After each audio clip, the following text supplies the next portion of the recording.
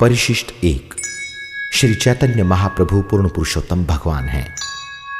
इस ब्रह्मांड में समय समय पर परम पूर्ण सत्य पुरुषोत्तम भगवान अपने वास्तविक दिव्य स्वरूप में अवतीर्ण हुए हैं। यद्यपि वे सभी प्रकार के बंधन से मुक्त हैं, फिर भी बद्ध जीवात्माओं जो इस भौतिक जगत में संघर्ष कर रही हैं, उनके कल्याण हेतु वे आते हैं। घोर भौतिकतावादी के लिए भगवान का प्राकट्य एक गूढ़ रहस्य है। यहां तक कि धार्मिकतावादी, जिन्हें भगवान के संबंध में सीमित जानकारी है, संशय करते हैं कि कैसे परम भगवान स्वयं आ सकते हैं। परंतु परम भगवान जैसा चाहते हैं कर सकते हैं, तथा वैदिक शास्त्रों में वर्णित है कि वे दिव्य लीलाओं द्वारा अपने भक्तों का उद्धार करने हेतु तथा ब्रह्मांड के उत्थान हेतु अवतीर्ण होकर प्रसन्न होते हैं। यद्यपि वे अद्वितीय पुरुष हैं, फिर भी विभिन्न रूपों को अपनाते हैं जो शास्त्रों में वर्णित तथा सभी आचार्यों द्वारा अनुमोदित है। ऐसे सभी आध्यात्मिक प्राधिकारी ये स्वीकार करते हैं कि परम भगवान कृष्ण 5000 वर्ष पूर्व वृंदावन में अपने दिव्य रूप में प्रकट हुए थे। दुर्भाग्यवश आधुनिक युग ने मिथ्या अवतारों के धूर्तों को देखा है।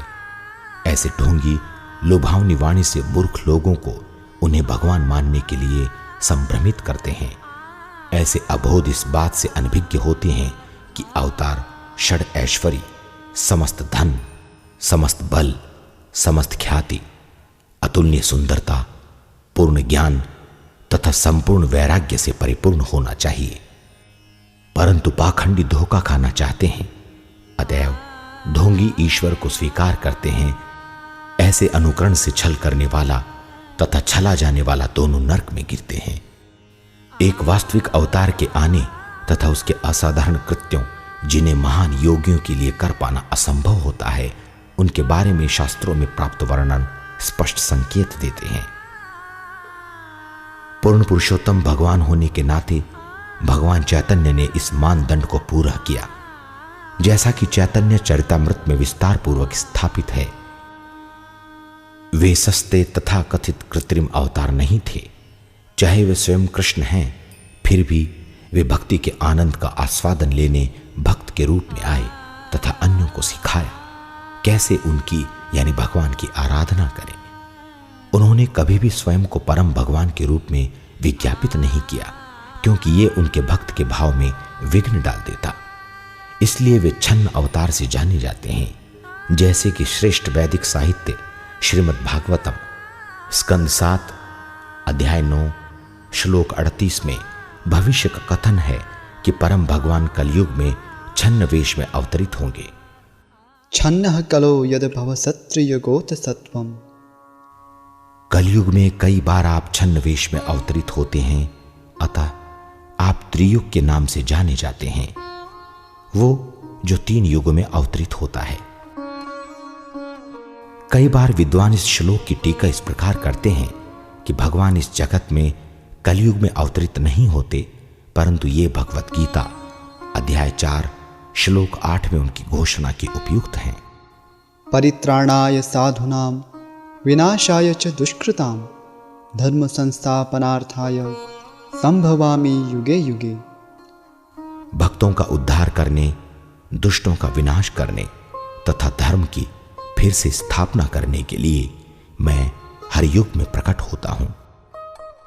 भगवान घोषणा करते हैं कि वे प्रत्येक युग में अवतीर्ण होते हैं, जिसका तात्पर्य है कि वे कलयुग में भी आते हैं।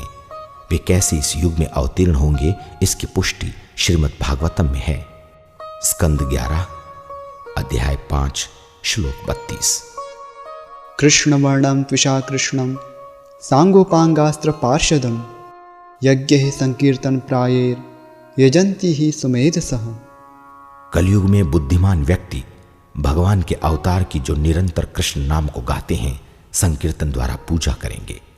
चाहे उनका वर्ण श्यामल नहीं है, फिर भी वे स्वयं कृष्ण हैं।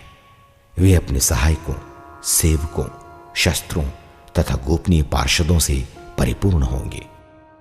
अतः ये समझना चाहिए कि कलयुग में परम भगवान स्वयं को भगवान प्रदर्शित न कर छद्म वेश में हमें भगवान नाम के संकीर्तन में लगाने तथा सिखाने हेतु अवतरित होते हैं। अपने प्राकट्य के दौरान चैतन्य महाप्रभु को महान विद्वान जैसे सार्वभौम भट्टाचार्य, प्रकाशानंद सरस्वती, सनातन गोस्वामी, रूप गोस्वामी, रामानंद राय तथा अन्यों ने श्री चैतन्य को परम भगवान स्वीकृत किया है। ये विद्वान भावोत्तेजक नहीं थे, अपितु वैदिक साहित्य के कठोर अनुयायी थे, जिसके आधार पर उन्होंने गौरांग की दिव्यता को अभिस्वीकृति दी थी। प्रमाण के रूप में उन्होंने और भी भगवान चैतन्य के कार्यों यथा पापी तथा अधर्मों का जीवनोद्धार, उनको ईश्वर का श्रेष्ठ प्रेम प्रदान करना को स्वीकार किया। कई बार विभिन्न अवसरों पर महाप्रभु ने अपने कृष्ण रूप को घनिष्ठ भक्तों के समक्ष प्रकट किया है, जिसका अभिलेख उनकी प्रामाणिक जीवनियों में मिलता है। भगवान चैतन्य की दिव्यता का प्रमाण आज श्री कृष्ण भावनामृत के प्रचार से मिलता है। पूरे संसार में हजारों लोग जो पुण्य, वैदिक संस्कृति तथा शास्त्रीय ज्ञान से हीन हैं, जिन्होंने कृष्ण की सेवा में समर्पित होने हेतु पाप कृत्यों को त्याग दिया है, वे इतने पवित्र हो चुके हैं कि वे कृष्ण अर्चा की पूजा तथा श्रीमद् भागवतम की व्याख्या कर रहे हैं। महाअधम व्यक्ति ईश्वर की विशेष कृपा से ही अति प्रबुद्ध बन सकते हैं। कोई भी जो श्री चैतन्य महाप्रभु को पूर्ण पुरुषोत्तम भगवान के रूप में स्वीकार करता है तथा उनके पार्षदों सहित उनके नाम का जप करता है। श्री कृष्ण चैतन्य प्रभु नित्यानंद, श्री अद्वैत गदाधर श्रीवासी गौर भक्त वृंद, हरे कृष्ण कृष्ण कृष्ण हरे हरे, हरे राम राम राम हरे हरे। वो भगवान चैतन्य की विशेष कृपा प्राप्त करेगा तथा भगवत धाम जाने की उसकी गति द्रुतगामी होगी। भगवान चैतन्य की कृपा प्रत्येक नगर, गांव, घर तथा ब्रह्मांड के हृदय को प्लावित करे। सर्वत्र महावदान्य गौरांग भगवान की जय हो। संसार के लोग उनके दिव्य नाम का जप करें तथा प्रसन्न रहें। उनके प्राकट्य के समय उनका यश आच्छादित था, परंतु अब उनके यश का प्रचार पूरी धरा पर हो ताकि सभी का कल्याण हो सके। जैसे कृष्ण संपूर्ण जगत में विख्यात हैं, उसी भांति उनके महावदान्य अवतार सभी द्वारा विदित तथा पूजनीय हों।